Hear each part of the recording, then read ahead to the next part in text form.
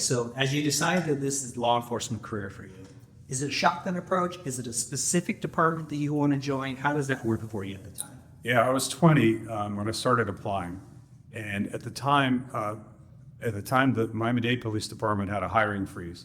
The big department, almost all the departments had a hiring freeze because of budgetary things going on during that time. And so I did. It was somewhat of a shotgun approach. I put in applications to about 6 or 7 departments, including South Miami, where I grew up, Opa-locka, and a couple of others. Opa-locka was the first one to call me back.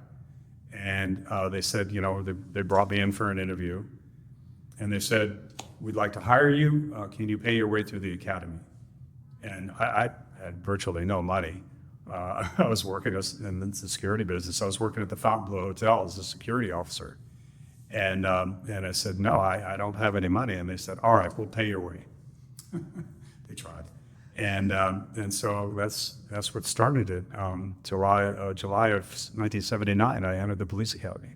So back in the day, so in Washington State, there's a police academy that everybody goes to. Chicago is a little bit different. New York is a little different. How does it work here? Do you have to have a degree to get into the police academy? How does it work? No. As a matter of fact, all you needed at that time was a high school diploma. And you needed to be a minimum of 19 years old. And you did not need a degree of any kind. And at that time, there was one academy for all the police departments in Dade County. So there was a mixture. When I went in, my class, we started off with 36 recruits. It was a mixture of City of Miami. Most of them were City of Miami people. City of Miami was hiring a lot at that time. The county, which was a bigger department, we only had 5 guys from the county there. I was the only one from Opa-locka, a very small department.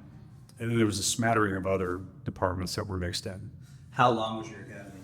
It was 5.5 months at the time. Oh, wow. So that's pretty decent. Yeah, it's longer now. I think they're up to like 8 months now. Okay. Yeah. As you're going through the academy, are you working or is it just the academy? No, that's your work. You're getting paid while you're in the academy. Okay. A whopping $12,000 a year, might I add.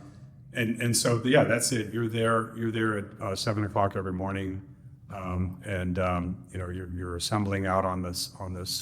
At the time, they were using the basketball courts at Miami-Dade north of the campus, and we assembled out there in formation in uniform. You had a uniform inspection. God help you if you had lint on your uniform, or any brasso on your belt buckle or any of that kind of stuff.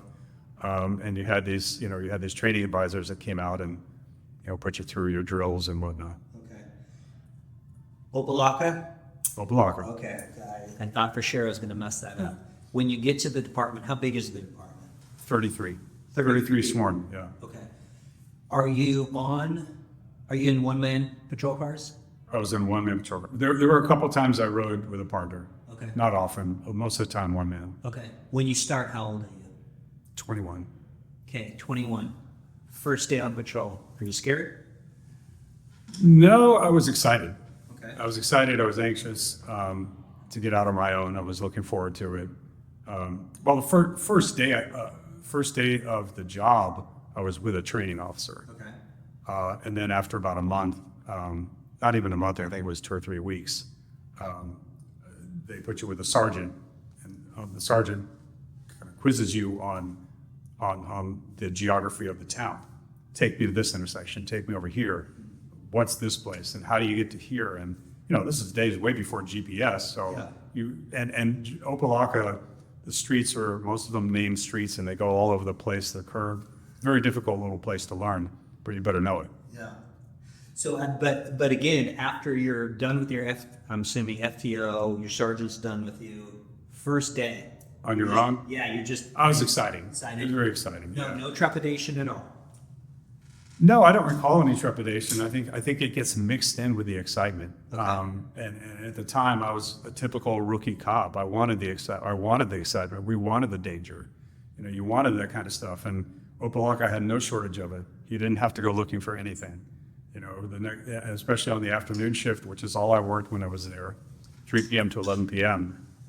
You were going to go to calls that were going to challenge you. So It was a crazy place. It was a very high crime place. It was a very much an inner city environment. Was there a typical call that you took back in the day?